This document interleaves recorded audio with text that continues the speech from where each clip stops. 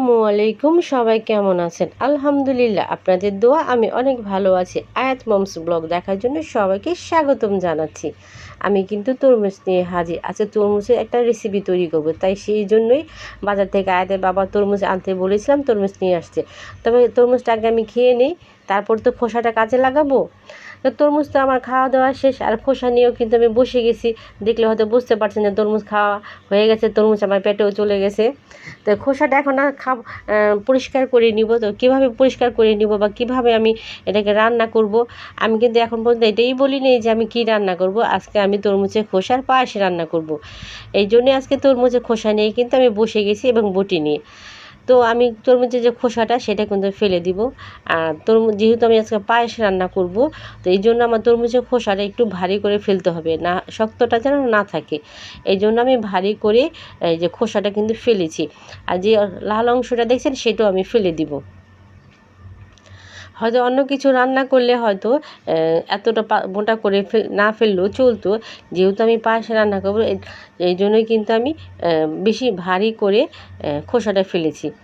আর এই যে একটা রেশাদানির মতো, যে আমরা বেশিরভাগ মেয়েরা আলুই বেশিরভাগ করি, ভাজি করি বা বিভিন্ন ধরনের এই ধরনের গাজর, মানে যেগুলো পরিশ্রমের কাজটা মোটামুটি এইটা দিয়ে সেরে ফেলি। তো এই যে দেখেন, আপনারা আবার দেখাচ্ছে, এই দেখেন এই যে টুকরোটা সেটা কত মোটা। আর যে দেখেন এটা যে আমি করেছি সেটা কত পাতলা, দুই পাশ দিয়ে ফেলেই কিন্তু আমি নরমটা নিয়েছি, শক্তটা একেবারেই ফেলে দিয়েছি। এখন আমি কিন্তু এটা করে নিচ্ছি। আর এটা কিন্তু আমি করতেছি না, আমার হাতে প্রচণ্ড ব্যথা। এটা আয়াতে বাবা করে দিল। আয়াতে বাবাকে অনেক অনেক ধন্যবাদ। মাঝে মাঝে ছোটোখাটো অনেক বিষয়ে হেল্প করে থাকে আমাকে।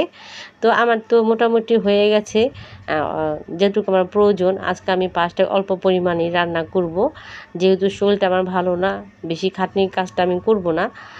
তো আমি এটা পানির মধ্যে যে তুলে দিল আয়াতের বাবা, এটা আয়াতের বাবার হাত, কিন্তু এটা কিন্তু আমার হাত নেই। যে আয়াতের বাবাই আপনাদেরকে দেখাচ্ছে যে কীরকম পাতলা করে আসলে করেছি আমি। আর এই পাশে আমি গরুর দুধ নিয়ে বসে গেছি। এটা কিন্তু দেশি গরুর দুধ, একেবারে টাটকা। এখানে বাজার থেকে কিনা না, আমাদের খালাদের যে বাড়ি আছে তারা তো গরু খামার আছে, সেখান থেকেই গরুর দুধটা আনা। তো সেই দুধ দিয়ে আজকে আমি পায়েস বানাবো। আর এখানে আমি একটু পানি দিব না, কারণ পায়েসটার মধ্যে পানি দিলে সেই জায়গাটা মজা লাগে না পায়েস। তো আমি গরম মশলা, এলাচি অল্প করে পরিমাণ দিয়ে দিব, কারণ যেহেতু আমি অল্প রান্না করব, সব জিনিসই অল্প অল্প করেই দিব। আর এই যে আমি তরমুজের খোসাটা করেছিলাম, ভালো করে চিপড়ে পানি ফেলে সেটা কিন্তু আমি এক একে করে সবটুকু দুধের মধ্যে দিয়ে দিব। এই যে দিয়ে দিলাম। আর একটু সামান্য একটু পোলা চাল দিব, যেটা আমি ভেজে রেখেছিলাম। এই যে সেটা এখন আমি দিয়ে দিলাম একটু হালকা ফাঁকি করে, বা গুঁড়া বলে অনেকে। এই যে আমি কিন্তু চুলার মধ্যে বসিয়ে দিলাম।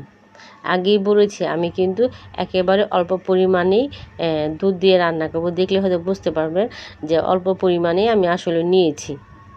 এখন আস্তে আস্তে আমি নাড়তে থাকবো। এই যে আমি কিন্তু নাড়তে নাড়তে আমার দুধের যে একটা কালার সেটাও কিন্তু চলে আসছে, যে হলুদ হলুদ কালার।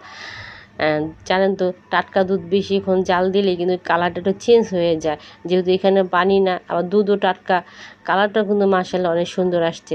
এখন আস্তে আস্তে আমি নাড়তে থাকবো, না নাড়লে তো আবার লেগে যাবে। তো এই দেখেন বড় কিন্তু চলে আসছে, আর কালারটাও সুন্দর, ঘ্রাণটা অনেক ভালো আসতেছে। আমি এখন কিন্তু চিনি দিয়ে দিলাম।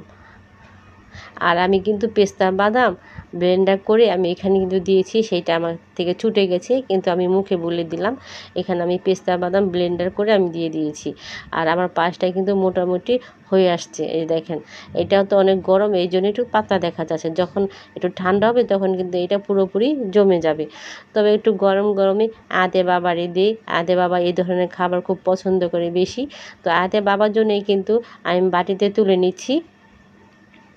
এই যে আমার কিন্তু বাটিতে নেওয়া হয়ে গেল। এখন আয়াদের বাবাকে দিই, আর আয়াদের বাবাকে গিয়ে বলবো কেমন হয়েছে সেটা জানাতে। তো আজকের ভিডিওটা বা আজকের পায়েসের রান্নাটা রেসিপিটা কেমন হয়েছে অবশ্যই কিন্তু কমেন্ট করে জানাবেন। আর এইভাবে আপনারা খেতে চাইলে আমার রেসিপিটা ফলো করে আপনারা রান্না করতে পারেন, অবশ্যই মজা লাগবে, আমি গ্যারান্টি দিয়ে বলতে পারি। আয়াদের বাবাকে দিয়ে দিলাম। সবাইকে অনেক অনেক ধন্যবাদ। আসসালামু আলাইকুম, আল্লাহ হাফেজ।